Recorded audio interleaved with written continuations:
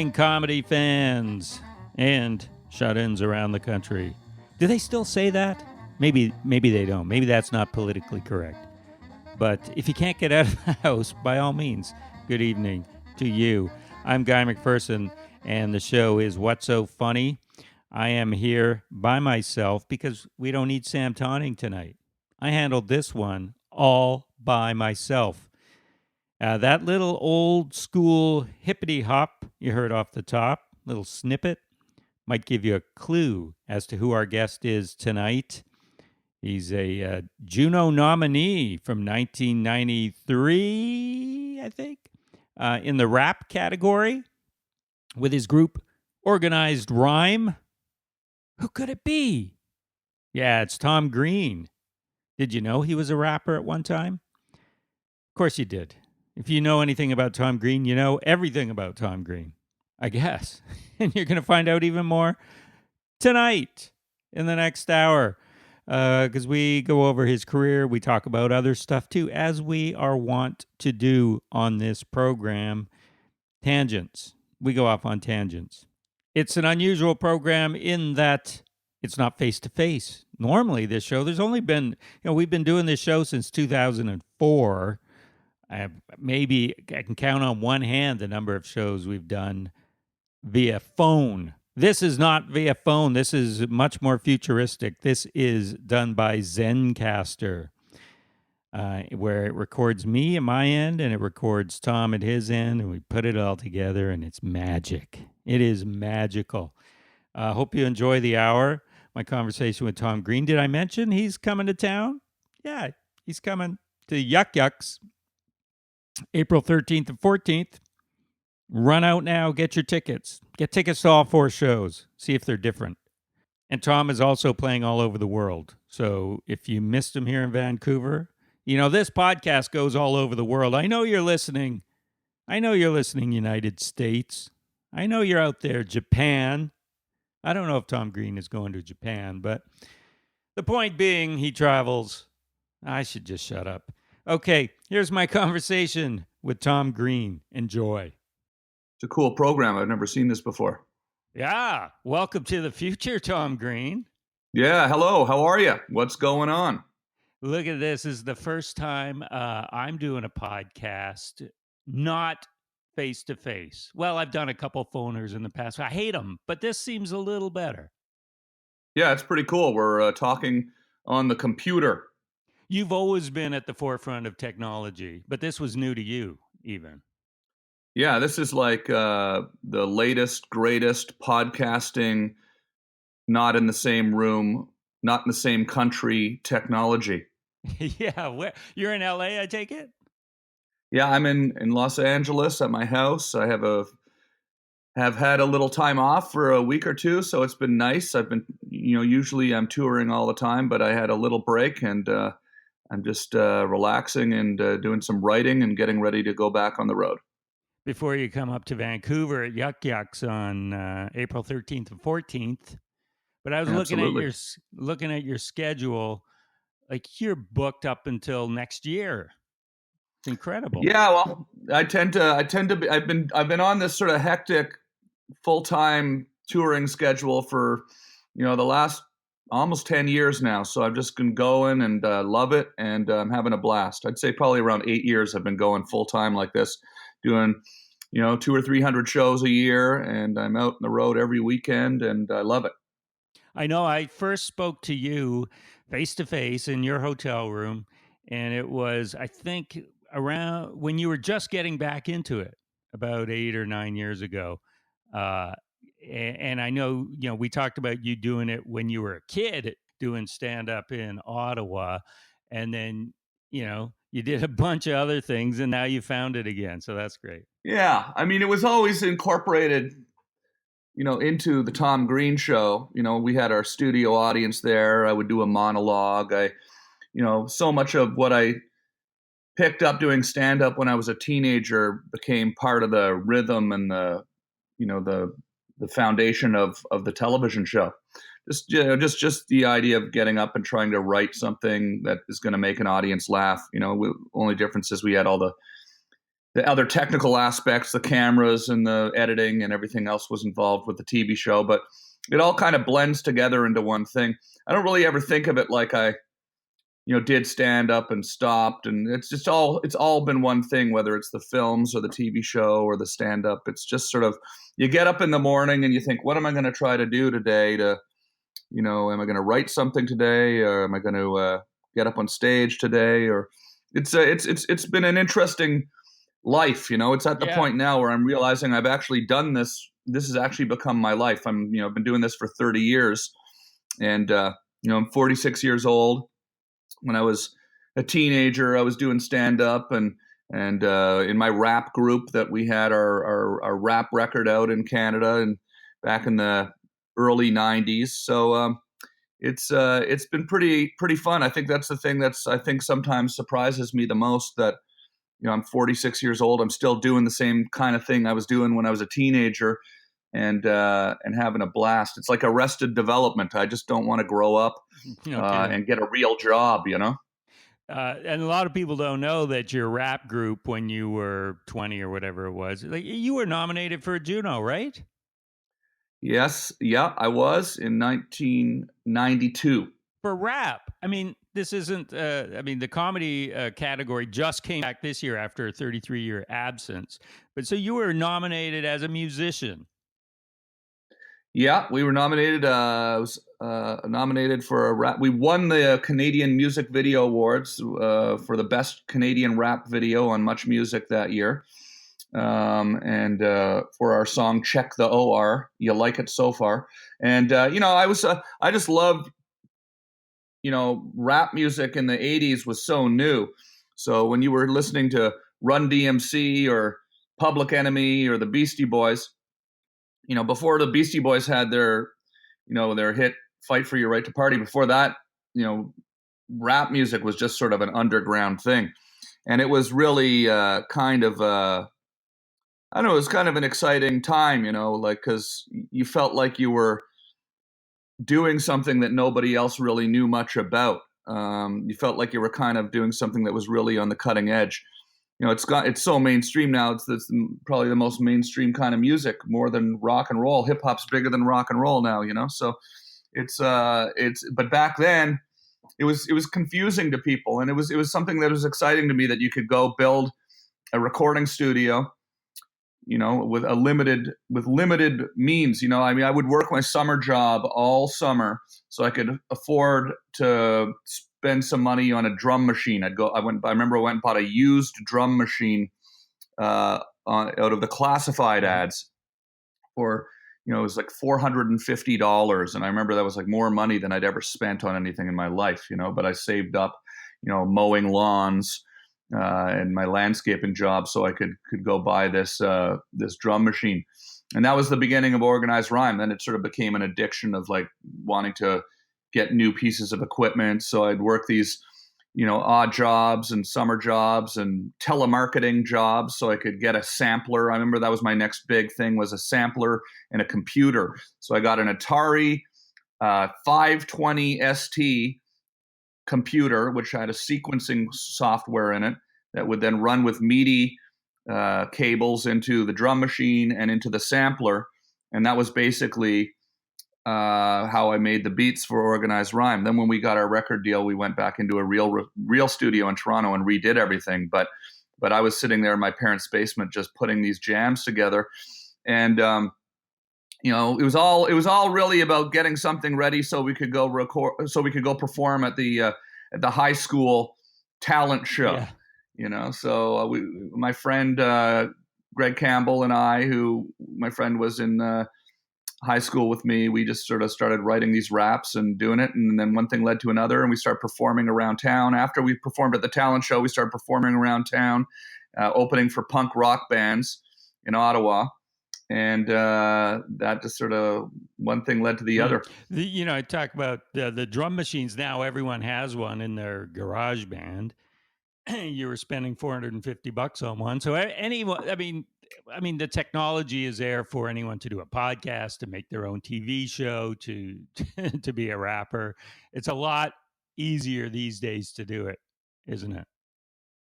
Well, you still got to be able to rap, though. I don't think GarageBand lets you Uh, rap. It doesn't automatically rap for you yet. So that's kind of. I think all the technology is a good thing. I think it's cool that more people can get access to creative tools that allow them to express themselves. Even with all the tools, you still, if you don't know how to use them, you're not going to be able to make a professional sounding song. So it just makes it easier for everybody. It makes it a lot easier for people that are professional music producers to have all of these amazing, machines at yeah, their yeah. I disposal. know. Because I've tried to make songs on GarageBand, and believe me, I cannot.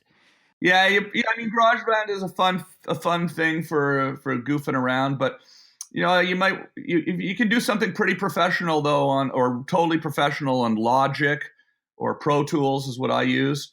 I use Logic sometimes also, but it's I'm sitting in my recording studio right now. I have a recording studio at my house in Los Angeles, and I've got if you've got a professional microphone and the right sort of compressors and preamps and inputs into your computer, interfaces, direct inputs, all these things that you need to just really get it into the computer.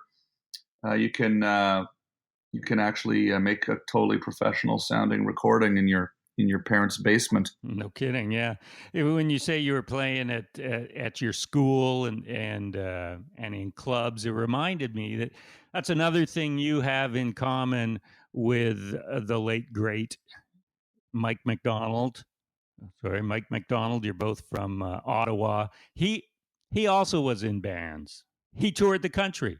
Yeah, of course he did. Yeah, yeah. He was one of the first stand-up comedians that I saw right at that time when I was doing stand-up when I was a teenager at Yuck Yucks in Ottawa.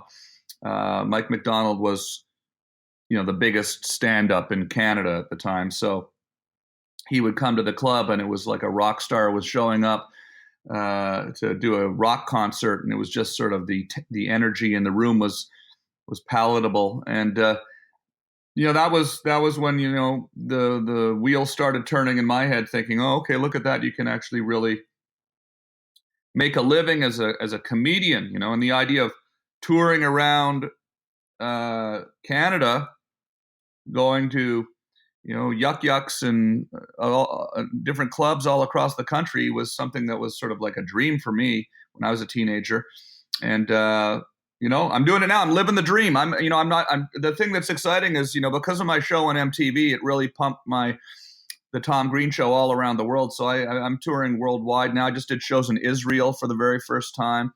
I was in throughout the United Kingdom last year. I was Amsterdam, Scandinavia, all over Australia, everywhere in Canada and the U.S. I've performed in virtually every major city in the United States, every state. It's interesting when we're in this connected world now too, where you're interacting with people online on Instagram and on Twitter and on Facebook.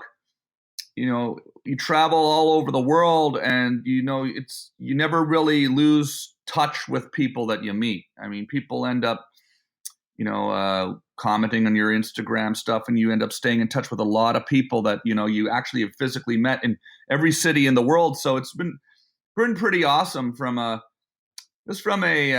purely sort of social, the social aspects of doing stand up are pretty awesome. I like people. I love talking to people who grew up watching the Tom Green Show, or in Canada know my music, or definitely the people that that love to come out and see some stand up. So it's been great. Yeah, you're known all over the world, and I remember when I first interviewed you in Vancouver in your hotel, you had been giving out your home phone number, and you took a few Yeah, calls. You just turned on your phone, and then this girl called you from South Florida, and then yeah, you talked to her for a bit, hung up. Your phone just started ringing, so then you had to turn it off again. yeah. I did a lot of really interactive experimental stuff with my internet show. that I was doing for a long time. So I would do a lot of two-way communication. On the show, people would call into my house, and yeah, I just think the interactivity of in broadcasting with the internet is, to me, the most exciting thing, because it's spontaneous. I've always wanted things to be spontaneous. In my stand-up, I do a lot of crowd work because I love spontaneity. I love the fact that you don't know what's going to happen. It's unpredictable. Too much of television and film to me has always seemed very predictable, because it's a script, and scripts get written a certain way, and they get run through a machine that kind of edits and perfects the script, quote unquote, perfects the script, and really it ends up becoming very formulaic and predictable. So that's why I like doing stuff that's interactive like that. And yeah, I love it. It's cool. I've been a guest on quite a few podcasts as well, and I remember when I started doing my radio show. I was in college radio at Ottawa University. When I was in high school, I was doing a college radio show, and it was basically a podcast. We would go on every Friday night at midnight till 2 a.m. and just talk and be ridiculous and take phone calls. And it's always been sort of my first love, and is broadcasting. And it's amazing now that virtually everybody who wants to do a radio show can go do a radio show. And it's so cool because practically every comedian has a podcast now. I mean, a lot of them do, and it's become such a democratized thing. The information is just flowing so freely now. It became a little bit harder though for me to keep doing my podcast regularly. I actually stopped doing it. I put one up on my website maybe every month or so, but I'm not doing it every night like I was doing it for a long time, just because it sort of simply became, I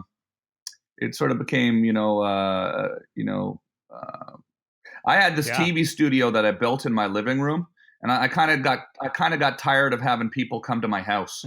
I bet. And the other thing that happened was, I interviewed a lot of people. I probably interviewed 1,000 people on that show and other shows that I've done over the years.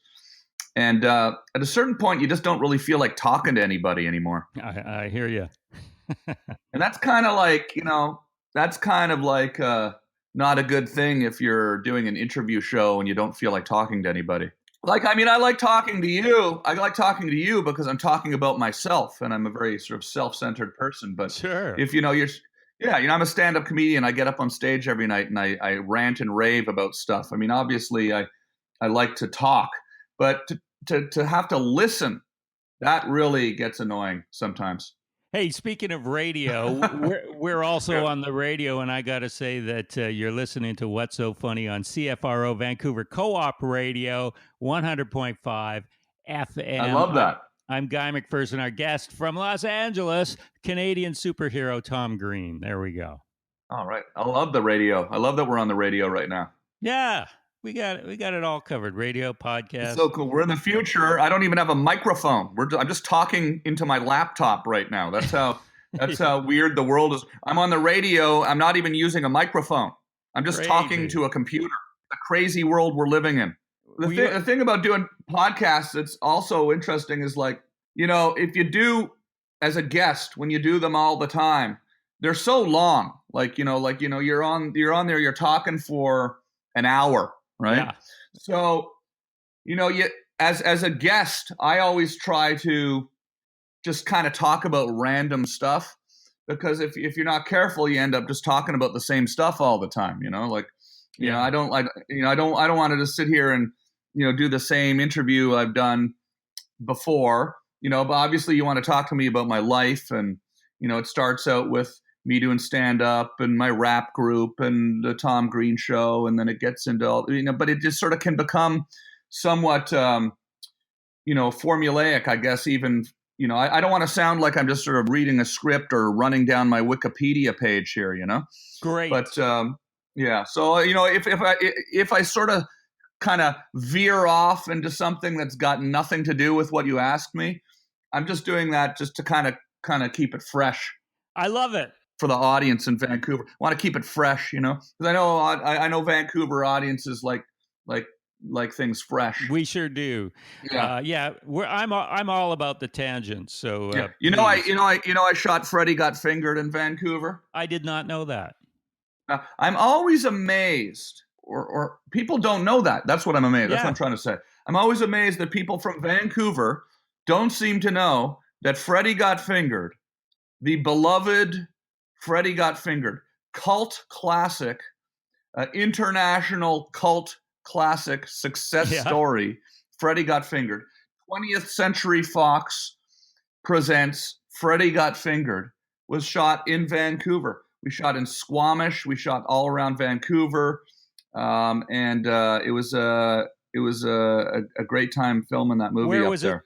I spent a lot of time living in Vancouver over the years. I've shot several things up in Vancouver, but Freddy Got Fingered was one of the more intense things because I directed that movie. I wrote that movie. I was living up there at the Sutton Place Hotel for 4 or 5 months. Putting this movie together. So it was But awesome. where was Vancouver? What was Vancouver playing? It couldn't have been playing Vancouver. No, it was Portland. It was supposed to be Yeah, Portland. of Yeah, course. We can't be a Canadian city. It's got to be an American city. yeah, yeah. Well, I probably could have done that. And I probably should have made it Vancouver, but for whatever reason, we decided to call it Portland. So if I could do it all again, it would have been Vancouver as Vancouver. Thank you. Should I let my 13-year-old son watch Freddy Got Fingered?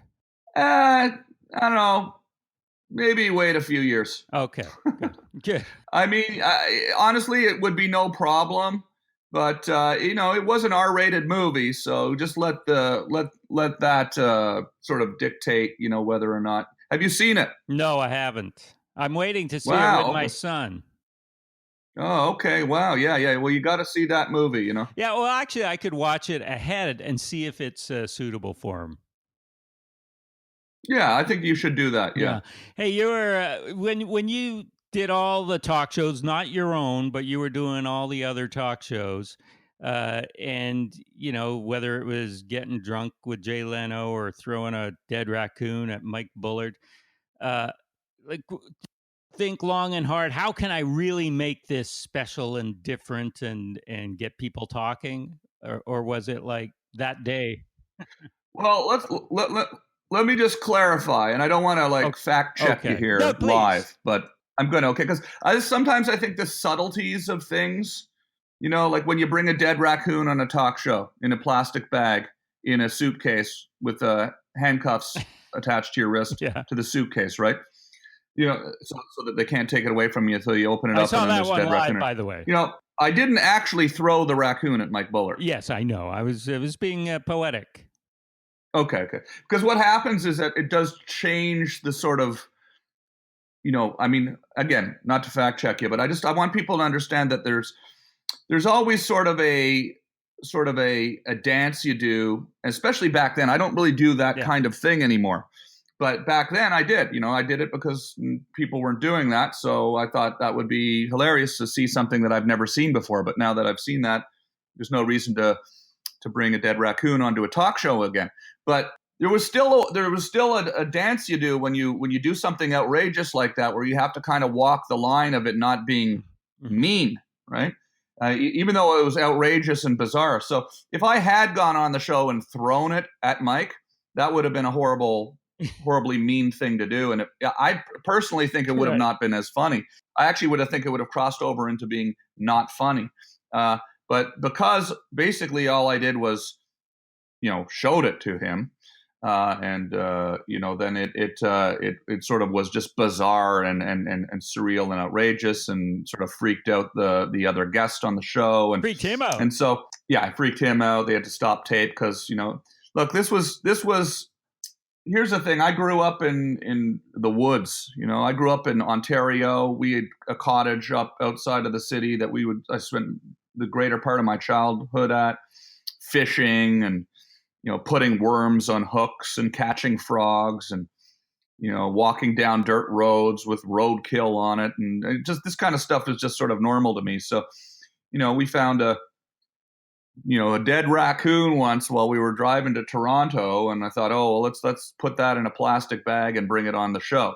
So probably not the most politically correct thing to have done, but here I was, a kid, and I was trying to be outrageous, and it's definitely one of the more shocking moments of my talk show career. Yeah, I totally know that you didn't throw it, and I didn't even mean to suggest that literally because Yeah, it's okay. because I just wanted to correct it for the record, because what happens is that's I think the most interesting thing about having done a lot of outrageous things over the years on my show is the story changes, and then all of a sudden people, you've never seen Freddie Got Fingered, but you've heard about it, right? And so people hear, oh, that's a horrible movie. I heard that's the worst movie. And then they watch it and they go, holy shit, that was the funniest movie. Can I swear? Am I allowed to swear? Oh, yeah. Oh, yeah. They say, holy shit, that was the funniest movie I've ever seen. I don't know why everybody told me that was such a horrible movie. So, it's I think it's like, we're living in this world now where you've got, my old boss, Donald Trump, is the president of the United States. I was on The Celebrity Apprentice, so I know the president. I know the president of the United States. And, he's always talking about fake news and all of this stuff, right? And although I disagree with Donald Trump on virtually everything he says, that's one thing that is true, is that the media today is just full of sort of information that just evolves and it changes and it can be very, very strange being somebody who actually is, in the public eye. So I just, again, that was a minor thing. But I think if somebody thought, oh, he threw a dead raccoon at a talk show host, that makes you sound like you're unhinged. I didn't throw it at anybody. I just wanted to show it to him, Yeah, no, I saw it live at the time because I used to watch Mike Bullard all the time. Yeah, I find it's too. I find it a shame that Canada doesn't have a nightly talk show. I volunteer to do it. I'd move to Toronto or Vancouver. I'll do it out of Vancouver. I'll move to Vancouver. And if anyone listening wants to do a late night talk show in Canada, I'll move to Vancouver and we'll do it daily. I love it. I could get off the road for a minute and we'll have some fun. Let's make it happen, because we used to have Alan Thicke and Alan Hamill and Don Herron talk shows. They were afternoon shows, but they were national, based here in Vancouver. Yeah, exactly. Yeah. Well, I mean late night. I mean like you tune in and weird stuff happens that wouldn't make sense to see on television during the day. Mm-hmm. Yeah, well, I like it, Tom. Hey, when you hosted Letterman years and years ago, did you have to, because who would have thought Tom Green as a talk show host at that time? Did they come to you, or did you plead with them, please let me do this if it ever comes up? Well, my show was a talk show. I mean, my show that was on MTV at the time was essentially a hybrid of a talk show. I sat behind a desk and I interviewed people. And I had a co-host, so it was sort of modeled after The Tonight Show. So, I would go out in the street and do pranks and things like that. But it was all really modeled after, it was sort of a more bizarre, more out on the street driven show modeled after David Letterman. So, that was one thing. I mean, Dave was having co-hosts. David Letterman was having co-hosts occasionally that year, and so he asked me to do it. He was asking other people who weren't talk show hosts. He was asking Bruce Willis and Jimmy Fallon and all sorts of people who had not hosted talk shows, but obviously Fallon has now. But this was before he did The Tonight Show. So I was fortunate enough to have somehow got David Letterman's attention. He was my childhood hero, my idol. I grew up wanting to replicate everything he did and modeled my show after his. We made it our own, but it was the decision to go out and do funny stuff on the street was coming from seeing the things that Letterman would do, and so when my show went on MTV, he was the first talk show that contacted me and wanted me on the show, and just sort of felt very fortunate to have been able to connect in that way with somebody who I grew up idolizing. I never really got to get to know him off camera, but when I got to host his show, some of the writers at the show told me that he sort of was very fascinated by the Tom Green show. He was fascinated by the way was told this through some of his writers, but he was sort of fascinated by the way that I just made a show, essentially on public access TV. We just made a show ourselves. And then, hold on one second. I got a call coming in. Sweet. There we go. Tom Green on. I can't answer it. It's actually Phil Giroux calling. I wonder if I answered it. Would you hear him? Would you hear him? Maybe. Let's see. Hey, Phil? Oh, hey, Phil. Hey, I'm doing an interview right now. Oh, wicked.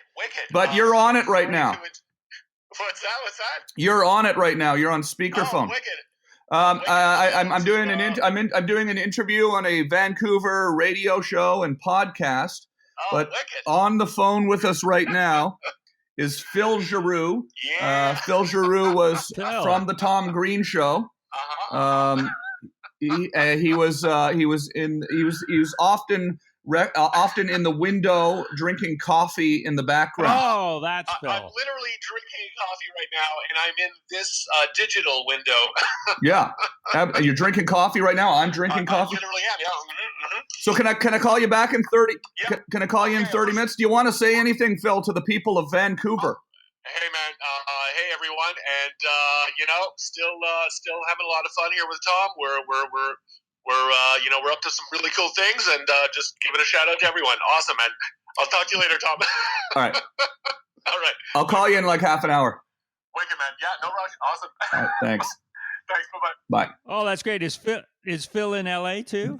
Phil is in Ottawa, our hometown of Ottawa, and he is my oldest, best friend in the world, and we've known each other since we were teenagers. And actually, the first night I ever did stand up at Yuck Yucks, Phil also did stand up the same night.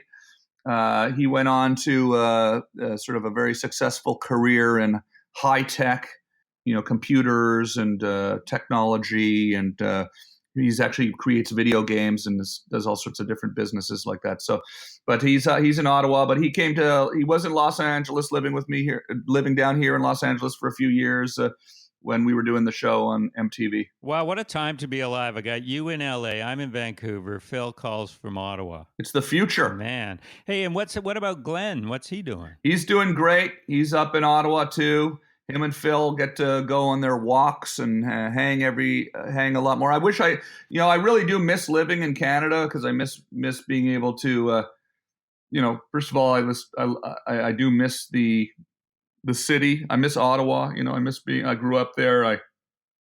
There's something about the calm nature of Ottawa that I miss. It's a city, but there's not like a whole lot going on, so it's kind of like you almost get to live like a dual life, like you're living in a small town, but you also have all the conveniences of a big city. And I think the Tom Green show, my show that I did on MTV, would have never happened if I hadn't grown up in Ottawa. I think, or in Canada certainly.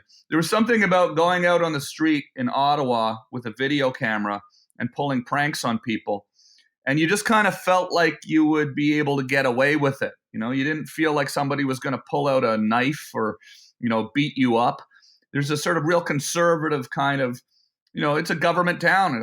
It's the capital. It's a lot of bureaucrats walking around in their suits with their briefcases to work every day downtown. And so that sort of conservative nature of the city made it fun to do a man on the street prank TV show where you kind of go out and goof on people. I don't know if I grew up in in New York or Los Angeles. I don't know if I would have had the confidence to go out and just barge up to people on the street and start messing with them. Who knows? I mean, maybe it's just in your DNA. Hey, but it's this time again. I got to say that our guest is Tom Green. I'm Guy McPherson. The show's What's So Funny? The station, CFRO, Vancouver Co-op Radio 100.5 FM. There we go, Tom. Hey, when you were talking about fake news and bad reviews, like people going, oh, Freddie Got Fingered is terrible, don't see it.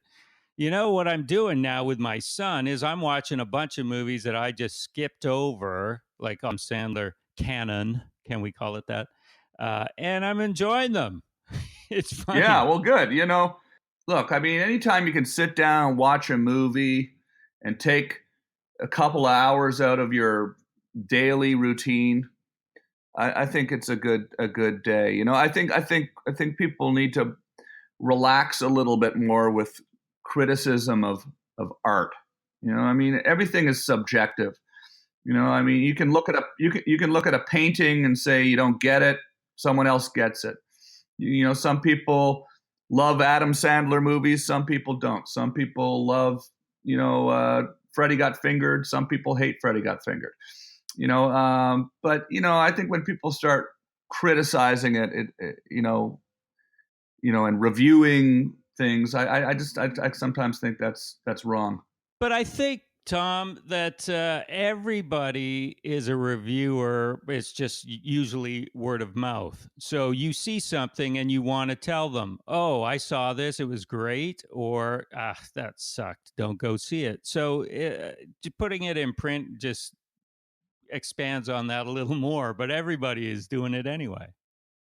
Kinda.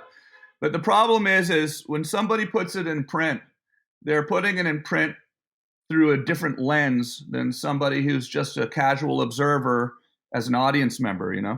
I mean, people in the media who review films oftentimes wanted to make films, but they didn't actually ever make a film. So then if they see a film that is sort of frustrating their failure to ever make a film, they might be more apt to like scream and say that it's horrible. Whereas if you're just a person who's relaxed and watching a movie and it's really weird, you'll probably laugh. And then when you read a review that says something's bad, it can send out into the world this sort of false narrative that the movie is bad. When really that's why it took 15 years for Freddie Got Fingered to be like this. It's really a massive worldwide hit. I'm telling you, I can't go anywhere in the world without somebody coming up to me and saying, Daddy, would you like some sausage every day? If I'm walking down the street in Sydney, Australia, Toronto, New York, Chicago, Los Angeles, every single day of my life, somebody rolls down a window of a taxi cab or comes up to me in a restaurant and says, Daddy, would you like some sausage, right? So it's like it's a huge success, but it took word of mouth for people to get past, some sort of negative Nancy reviewers who, didn't like seeing a movie made the way that they aren't traditionally made, Yeah, I mean, I loved Cabin Boy, and it's all by all rights, it's not very good, but for some reason I loved it. Right. See, so that's kind of like what I'm talking about right there. That's that statement you just made. I love Cabin Boy, but it's not very good. See, that's a sort of a conflicting statement you've made, right? Like, why is it not very good? It's not very good because it's not made exactly the way other movies are made. To me, that's the definition of something being good, right? But I think a lot of times reviewers look at movies and they look at it like as if movies are supposed to be made with a specific formula, with a specific, cookie cutter. And as soon as it falls outside of that, they just assume that, oh, the thing I have to say is this is bad. Whoever made the movie Cabin Boy, I know Chris Elliott. I love Chris Elliott, but I'm not sure who directed it, if he directed that movie, and wrote it. I think he probably wrote it. But whoever made that movie wasn't trying to make. I say this about Freddie Got Fingered. I say I wasn't trying to make the jazz singer. I wasn't trying to make, a serious film. So, I just think that it can be unfair at times, especially to comedy. I mean, comedy. The whole point of comedy is to surprise people, to make people look at the world differently, to make people laugh. The only way you're going to make someone laugh is to surprise them. The only way you're going to surprise them is by doing something different. So if you, if by that model, there's really no way you can really get everybody to like it, right? Yeah, there must be, though, like in music. Say, I like schlocky, bad 70s music. But I also love some really high-end classical jazz music, which isn't bad, and some of it isn't, is really performed well, and there's some that I don't like. So, but can't you say that something is technically not great, but you still love it, whether it's a movie or a song or a book?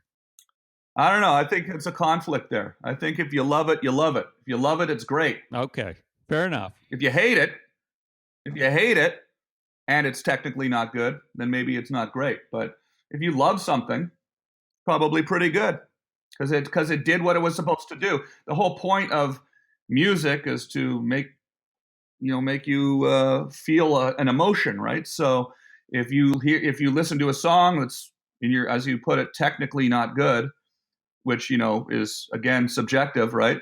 But you love it. Well, I mean, like you could record a song through a horrible microphone. I'm not even using a microphone right now because I didn't know how to hook up a microphone to my laptop. So, you could argue that this interview is technically not good. Does that mean it's not a good interview? No, I think it's a great interview. We're having an interesting conversation. I'm biased, of course, because you're interviewing me, but still, I think it's a pretty good interview you got going here. So there's no objective goodness or greatness. It's all subjective when it comes to the arts. I just think that a lot of times when people go out to criticize film and music, they're, doing it from some sort of a false sort of elevated position, right? And it's unfair, I think. I think, until you go out and try to make a movie, don't review another person's movie, okay? You know how hard it is to make a movie? It can take 20 years to make a movie. I mean, you just to raise the funding, and then you don't even understand the difficulties involved with making a movie. Like once you make the movie, then you have the people that paid for the movie come in and they want to change the movie. So you have to negotiate with them. There's so many aspects involved with making a movie that just the fact that you were actually able to make a movie should be celebrated, And if it doesn't appeal to somebody, I don't think it's that person's right to tell everybody that they didn't like it because everybody's got different tastes, First of all, and I'm not just talking about Freddy Got Fingered because I don't like go around spending hours and hours talking about a movie I made almost 20 years ago. But like it applies to stand-up comedy too, It's when I get up on stage and I do stand-up and I'm talking about subjects that can be divisive, right? We're living in a politically charged climate right now in the United States where people are going on Facebook every day and ranting about politics because they're angry at their neighbors and their relatives because they voted for Trump or they didn't vote for Trump or, you talk about subjects like that, you're purposefully dividing your audience, right? Yeah. A lot of comedians won't do that. A lot of comedians don't want to do that because they don't want to divide the audience. So then they don't take a stand. And when you don't take a stand, yeah, sure, everybody kind of, gets to a nice 75% sort of enjoyment level. But, if you take a stand on any subject, not just politics, you're going to piss off some of the people and you're going to make some of the people love it even more, right? So anytime you make that choice, to be slightly polarizing, you kind of make a deal with the world. The deal is, okay, half the people are going to laugh harder than they've ever laughed in their entire life. And half the people are going to hate it. And probably the reason that the people are laughing harder than they've ever laughed in their life is because half the people hate it. It's like nobody really wants to like something that everybody likes. People like to find their own thing. I'm sure when you're listening to your classical music, you're thinking to yourself, wow, this is something that I enjoy that other people don't get, that not everybody understands. And that makes it even more enjoyable to you because you're sort of involved in something that's sort of a subculture in a way. Or Dougie Fresh in the 80s. Exactly. That's what I loved about rap music when I was a teenager. That's what I loved about skateboarding. That's what I loved about stand-up comedy. Nobody knew much about it in the 80s. So it was sort of a bizarre little subculture that I got into. And then when you're walking around at school with your Sony Walkman and your headphones on, and everybody at school is listening to the Eagles and Huey Lewis and the News and Bryan Adams, all of which, by the way, I liked. But I'm listening to Eric B. and Rakim or Boogie Down Productions, and nobody in my class has even heard of that. It gave me sort of a mischievous sense of I know something that nobody else knows, right? Yeah. So I think, if you want to achieve that kind of like intense sort of connection with with an audience, you almost have to take that risk at some point to do something that could potentially be conceived as bad by half the people. Yeah. And reviewers, though, they're just essentially promoting a work, whether they give it a thumbs up or a thumbs down. It's getting that piece of art out there to the public, and people know enough. People are savvy enough to go, I disagree with this person. Yeah, I think the thing that I love about doing stand-up is you have, and it's actually changed my outlook on comedy quite a bit since, doing the TV show. Because in the TV show, I was doing more polarizing stuff because you had to get a reaction so that people would talk about the show and come back and watch it the next week. And sometimes a negative reaction is good, Negative information travels a lot faster than positive information. Yeah. If somebody says they hate a TV show, they're going to tell more people than if they love the TV show. But with stand-up comedy, everybody's sitting right there. So, in my stand-up show, I found a way to kind of really make everybody in the audience laugh really hard. And I do things that are kind of obviously controversial and polarizing, but I kind of try to let that pendulum, especially when you're talking about politics or even social issues, I let that sort of pendulum swing back and forth a little bit. So, if you're a 60-year-old person sitting in my audience and I say something that is, offensive to you, maybe the next joke will be offensive to a 25-year-old, or not necessarily offensive. If I say something that you really relate to as a 60-year-old, the very next joke, I might say something that you really relate to as a 30-year-old. Now, I think that people of different age groups in my audience, they kind of get into this sort of rhythm in my stand-up show where, everyone's kind of laughing at themselves, laughing at the fact that it's a bit outrageous, some of the stuff that I'm talking about.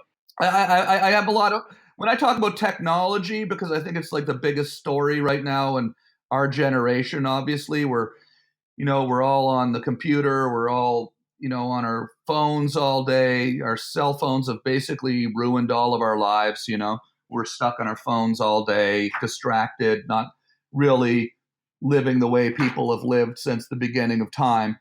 We're literally spending, probably 2 or 3 hours a day just staring at our phones, every single person on the planet. That's going to mess us up, right?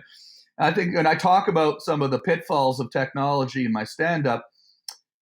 Somebody in there, who's older is laughing because they're maybe thinking about, I like talk about how the world was better before Facebook. The world was better before cell phones. And I think it brings us all back to a place of, if you actually remember that, well, you're probably nodding in agreement. If you're 22 years old and you're sitting in the audience, you're more listening and it's kind of intriguing. Like the concept that the world would be better without your cell phone is almost like a foreign concept to a lot of people in their 20s. It's never even been suggested to them that the world would be better without your cell phone. But, then you start talking about freedom and privacy and, when I say to people, it used to be when I was in my 20s, I didn't have a phone. You'd go outside, nobody knew where you were. That was called freedom. You've never experienced freedom in your adult life. And you can see the people in their 20s sort of thinking, oh, wait a minute, that's true. It would be kind of nice to be able to go for a walk and not have every single person I know be able to reach out and annoy me at any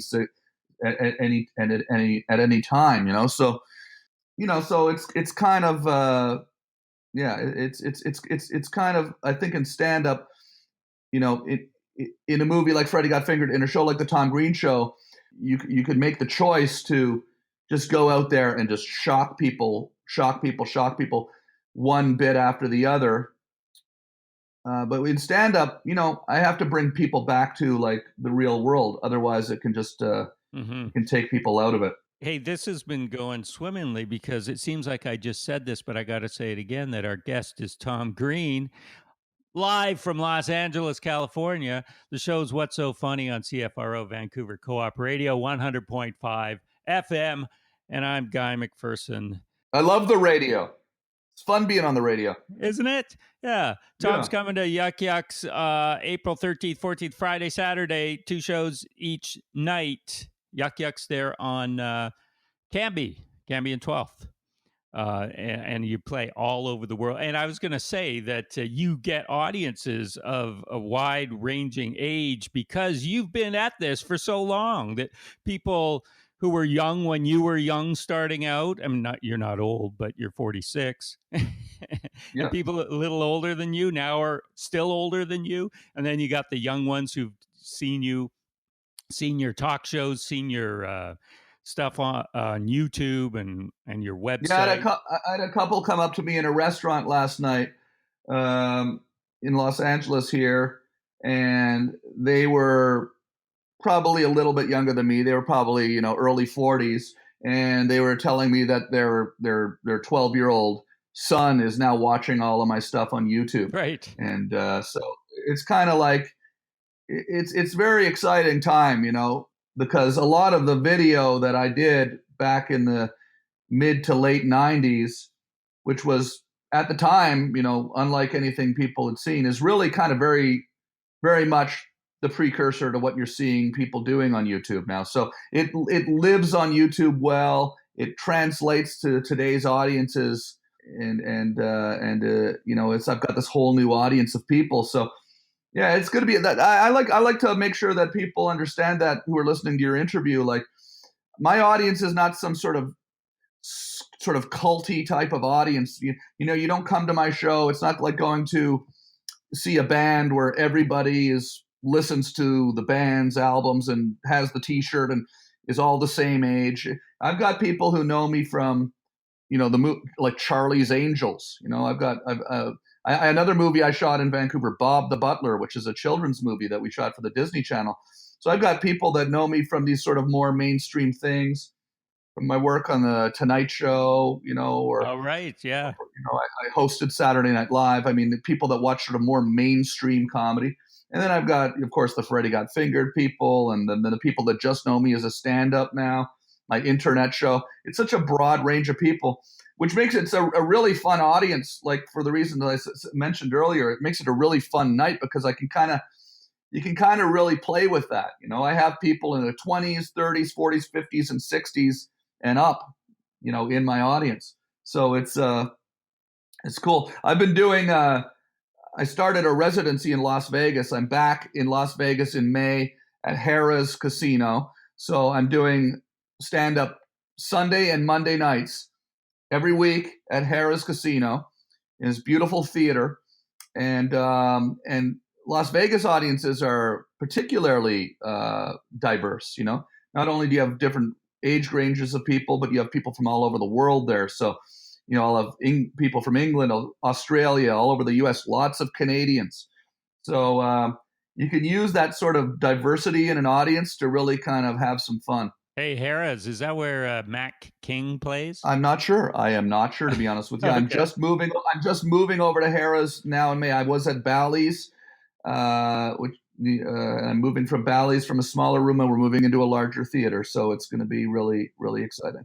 Yeah, I just look at your tour schedule. So after Vancouver, you're Seattle and San Francisco, Cleveland, Vegas, Jacksonville, Las Vegas again, Timonium, never heard of it, Vegas, Ottawa, Syracuse, Albany, Vegas again, Denver, Spokane, Vegas, Calgary, Tempe, Vegas, East Providence, New Jersey, Levittown.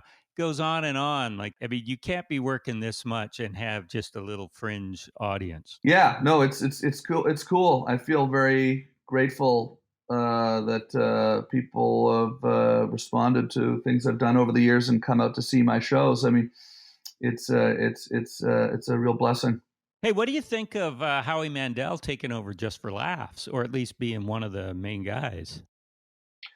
Honestly, it's the first I've heard of it, but I think that's a good thing. I love Howie, and I know he's always been very close with the festival over the years, so I think that sounds like a good thing. Oh, you didn't hear this until I just mentioned it? That's what I'm saying. Oh, yeah, there's a big conglomerate. I don't know who it is, but Howie Mandel is the face of it, and they've bought Just for Laughs. Well, listen, I love the Montreal Comedy Festival, Just for Laughs Festival. I'll be performing there this year. I performed there 2 years ago. It's close to my heart because it's close to Ottawa, and I love the city of Montreal. I would go to Montreal as a kid growing up all the time, and I love Howie Mandel. He's a Canadian comedy legend and success story, and an incredibly nice guy. He's always been super supportive of things I do. He's come and done my talk shows and things like that over the years. So that couldn't be a better fit. That's exciting to hear. Hey, you travel all over the world. You know where you should go? You should get your buddy Dennis Rodman to hook you up to go to North Korea. Yeah, I don't know if I feel like going to North Korea right now. but you were out. He was on your Celebrity Apprentice, right? Yes, absolutely. I had a good time hanging out with Dennis Rodman on the Celebrity Apprentice. What's he like? And he is a fun guy. He's a fun guy. I got fired by the President of the United States because I went out drinking with Dennis Rodman. So, on the night I was the project manager. I was supposed to be selling wedding dresses the next day or something like that. I had to sell more wedding dresses than Joan Rivers. Rest in peace, Joan. She was the best. And Khloe Kardashian. And we had this competition to see who could sell the most wedding dresses. My team mutinied on me, and everybody refused to do their jobs because they wanted to lose because I was the project manager, and they knew the President of the United States would fire me if I lost the challenge. So then in frustration, I went out drinking with Dennis Rodman that night, and we had a great time. And we actually ended up hanging out quite a bit in New York. He's a good guy. Oh, that's cool. And I'm glad he's doing well. I think he is, actually sober now. So I'm really happy to hear that he's doing well. What dirt do you have on Donald Trump that nobody knows? I don't have any dirt on him that isn't in the media every single day. I don't know. Honestly, it doesn't seem like dirt matters anymore. No, right? not with It's him. almost like I think today dirt is probably a good thing because we're living in such a fragmented media universe. And like I said earlier, negative information travels faster and further than positive information. So, if we're living in a world where the person with the most name recognition gets elected, then basically the more dirt on somebody, the more likely it is that they're going to get talked about. And then the more likely it is they're going to get elected, which I think is a sad and scary thing about what is potentially happening to democracy in general right now. I think there's also a reality that anybody who actually is inherently a good person, but maybe we've all made mistakes in our life, right? So the second you run for politics, every single mistake you've ever made gets pulled out and you get dragged through the mud. So good people don't want to run for public office. And this new way that apparently what works is going out and just talking trash about everybody. And if you have some salacious dirt on you, that ends up actually kind of being a good thing. I think it kind of helped get my old boss elected. Yeah. Maybe one day you could be Prime Minister of Canada. I don't think that's going to happen. No. Hey, before we go, we got to wrap up. But we talked about Glenn in Ottawa. Was he ever in on those pranks that you used to play on him? Anytime we ever pulled sort of what you would call a prank on somebody, they were not in on it. So like my parents, when I woke them up in the middle of the night, they didn't know that we were coming, or when I pulled a prank on on my friends, they were not aware that it was happening. No, because that kind of was really that's really what the true definition is of a prank, right? Is to kind of catch someone off guard. But like most of the material on the Tom Green show was not actually pranks. No. We did pranks, but most of it was more me going out in the street and just doing really bizarre performance art and interviews and things like that. But no, we did pranks too. Maybe 1 out of 10 videos was what you would call a prank, where we showed up and surprised somebody with something unexpected. Those are the ones that got the big play, though. Everybody watching. Yeah, I mean, maybe I'm being too too specific in the way I'm defining prank.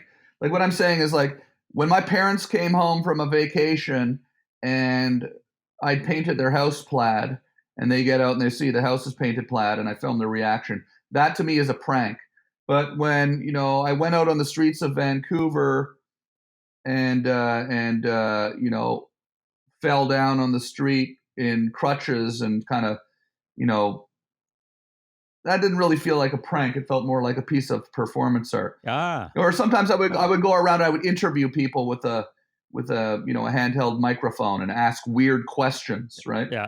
That's not really a prank. That's just me asking weird questions and doing weird interviews. So there was a lot of that kind of stuff that wasn't necessarily, but again, yeah, they were all kind of pranks, I guess. Are your parents still around? Yeah, they are. They're doing good. And they're doing great. Yeah, I speak to my parents. I speak to my mom every day, pretty much. Oh, that's good. They must be glad that you're not near them anymore. You know what? You would think so. And that actually is a joke that I make. Oh, is it? I say that all the time. I say my parents are, but I really actually think that it's sort of a double-edged sword for them, because my mom does, miss having me at home and in Ottawa, but they're happy for the fact that I'm doing what I love, and that I'm traveling the world, and that I'm living the dream. So it's kind of the thing about my parents is like they were, the reason those pranks that I pulled on them were so funny was because they were not really, they were upset and they were confused at the time, but they weren't mean. The jokes weren't really devastatingly mean. And because my parents had a weird sense of humor, they sort of got it the next day after they woke up, or after I repainted the house again and everything was back to normal. They sort of, I think, were kind of amazed by it all. Right.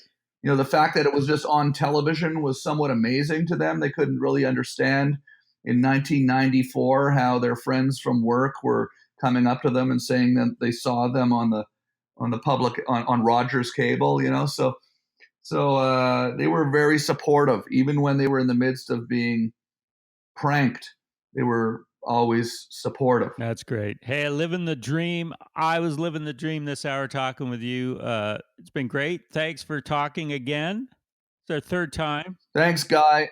Thank you, Guy. I appreciate it. It's great to be on your awesome show, and I'm looking forward to coming to Vancouver and having some hilarious laughs with everybody very soon. Good. I hope you get some good reviews when you're here. Absolutely. All right. Thanks a lot, Tom. Thank you. There you go. What do you think of that? Maybe this is the way to go. Maybe this is the future. We'll see. But we're going to have some live guests the next few weeks. Ivan Decker. Speaking of Juno Awards, he just won the first comedy Juno Award in 33 years for his album I Wanted to Be a Dinosaur. He'll be back. He was just with us a few months ago after his first ever Conan spot. We've also got Ryan Beal coming up, Fred Iwaniak from Corner Gas, animated. It's animated now, but he'll be here as a real person, I think. We're here every Sunday night at 11. Come back. Oh, and if you're listening on iTunes, why don't you leave us a rating and a review? Good or bad? I could take it. All right, thanks. Good night.